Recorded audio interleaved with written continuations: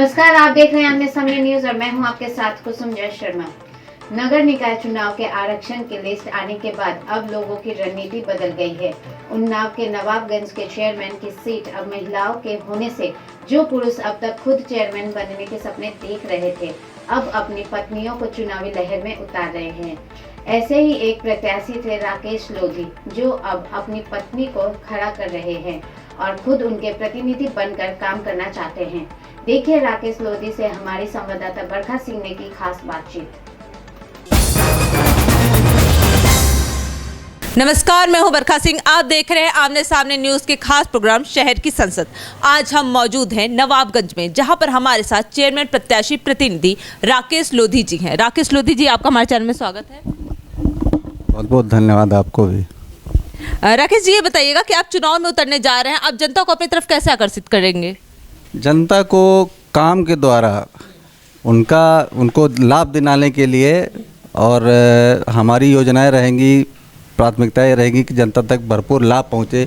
जो गवर्नमेंट से लाभ आ रहे हैं उनका पूरी तरीके से लाभ नहीं पहुंच पा रहा है, इसलिए मेरा यही मतलब लोगों को बताने का वो रहेगा कि मतलब जो है हम पूरा लाभ दिलाएंगे आपको। आपको क्या लगता है जो मौजूदा चेयरमैन है उनसे आप बेहतरीन कार्य कर सकते हैं? बिल्कुल बिल्कुल बेहतरीन रहेगा। जो हमारा पिछला कार्यकाल चेयरमैन का रहा वो बहुत ही ठीक ठाक कार्यकाल नहीं रहा है और मतलब जो काल जैसे हमारे यहाँ कॉलोनियाँ आई हैं, अपात्रों को मतलब दी गई हैं, पात्रों को नहीं मिल पाई हैं, वो पात्र अभी भी बेघर हैं।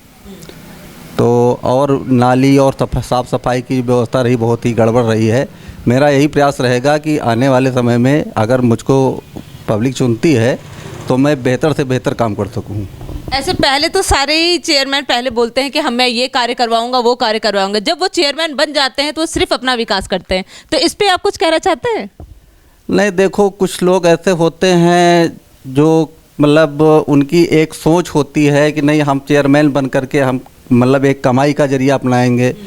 तो मेरा तो ऐसा नहीं मानना, मैं ऐसा नहीं कर पाऊँगा क्योंकि मैं सिंचित समाज से आता हूँ और हमारा एक अलग व्यक्तित्व है। इस वजह से मैं ऐसा करने का कभी नहीं सोचूंगा और जो भी हमारे सामने अगर मान लिया हमको ये पद दिया गया तो हम बिल्कुल ईमानदारी से काम करने की कोशिश करूंगा। लोगों की शिकायतें रहती हैं कि रोड नहीं बने हैं, नालियां नहीं बनी हैं, तो इस पे आप लोगों को कैसे संतुष्ट करेंगे, कैसे जीत हासिल कर पाएंगे? नालियाँ जो नहीं बनी हैं उनका मेरा यही प्रयास रहेगा कि जो अधूरे काम पड़े हैं, जो पेंडिंग हैं, जहाँ पानी जल भराव है उसको जो है कायदे से ठीक ठाक कराया, मरम्मत कराया जाए और पूरी तरीके से काम किया जाए उस पर।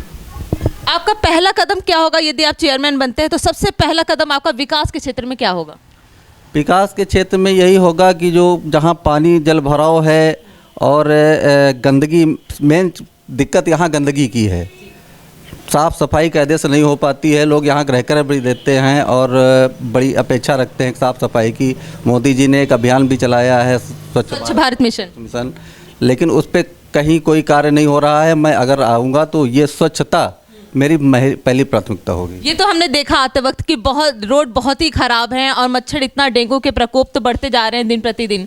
तो मतलब आप यदि आप चेयरमैन बनते हैं तो आप इस पर सुधार करेंगे? बिल्कुल बिल्कुल, मतलब समय समय पे जो है जो दवाइयों का छिड़काव होता है और ये नाली की साफ़ सफाई, यहाँ तो नालियाँ बजाती हैं, मतलब कभी साफ़ सफाई नहीं होती है। बरसात के मौसम भी साफ़ सफाई नहीं होती है। मैं आपको दिखा दूँ, ये नाली मेरी पड़ी है, यहाँ से वहाँ तक बीच में पूरी नाली भी गायब हो गई और इस पे जो है अभी तक हमारे चेयरमैन साहब का ध्यान गया ही नहीं और न आम पब्लिक को गया, न सभासद का गया।